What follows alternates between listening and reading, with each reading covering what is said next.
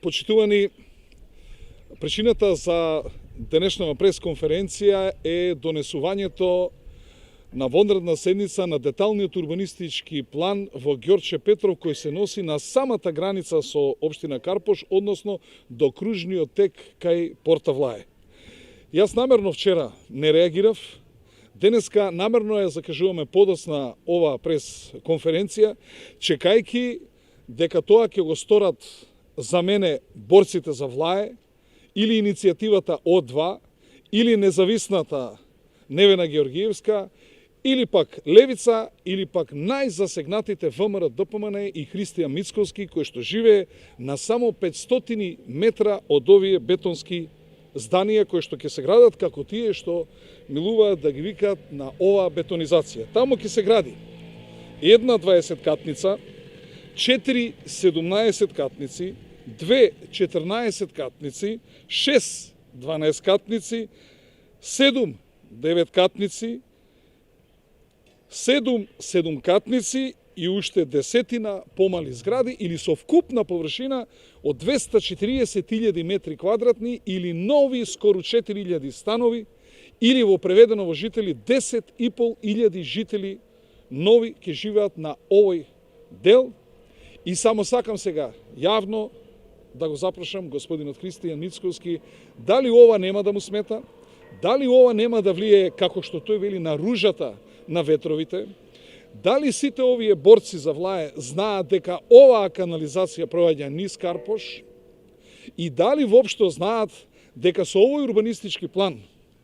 се прави најголемата штета на општина Карпош, односно ќе се градат две нови хемиски фабрики, огромни две нови хемиски фабрики, чии што отпадни води повторно ќе одат во канализацијата во општина Карпош и граѓаните на селото Влае, кај што се наоѓа сифонот, треба да ги иселиме од овде. Дали ми е сега на граѓаните јасно зошто ја раскинав коалицијата со Христијан Мицковски? Ја раскинав токму ради неговата непринципиелност, заради неговата некоректност,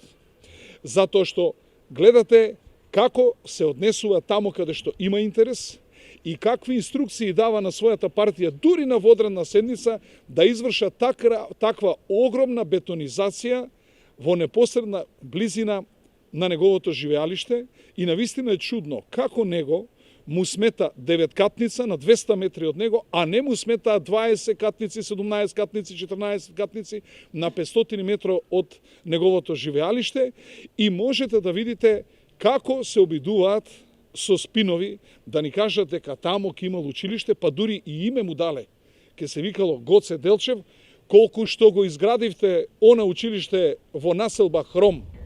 Да ве подсетам, имавте училиште во населба Хром кај поранешен Житолукс и таа маркица потоа ја избришавте, а децата цело време се обидувате да ги пракете да учат училиште во основното училиште Димо Хаджидимов во Влае. И сега ќе биде повторно истата ситуација, ќе вршите цело време притисок врз граѓаните на општина Карпош, врз граѓаните на Влае, за да ги запишувате децата во градинките во Влае, да ги запишувате децата во училиштето во Влае, да вршите притисок врз инфраструктурата што е изградена во општина Карпош, особено врз канализационата, и да, кој што милувате да кажете, дека ќе се зголеми бројот на жителите кои што ќе го оптеретат сообраќајот по улицата Партизанска, по улицата Ацо Шопов, и сето тоа ќе направи дополнителен метеж врз животот на граѓаните на општина Карпош од 10.500 нови жители. Јас на крајот само сакам уште еднаш да им посакам пријатно попладне на иницијатива О2,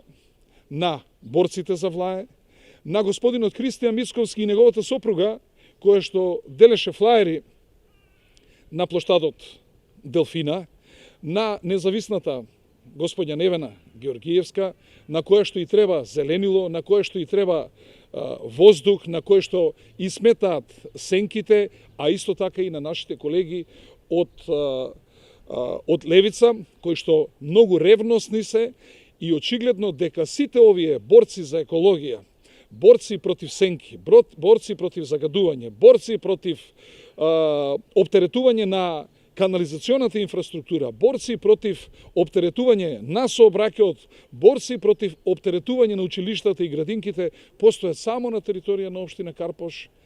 а тие не постојат на територија на Ѓорче Петров и не постојат кога некоја друга општина ги загрозува во живењето на граѓаните на општина Карпош, а особено на Влае, а особено на граѓаните на селото Влае. Во исто време сакам да кажам дека овој урбанистички план е донесен на криминален начин,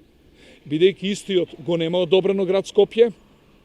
Значи, без согласност на град Скопје ќе се градат две нови хемиски фабрики кои што ќе го загадуваат и ќе го загрозуваат животот на граѓаните на општина Карпош, а особено на жителите на Влае 1 и на Влае 2, Карпош 4 и Нерези.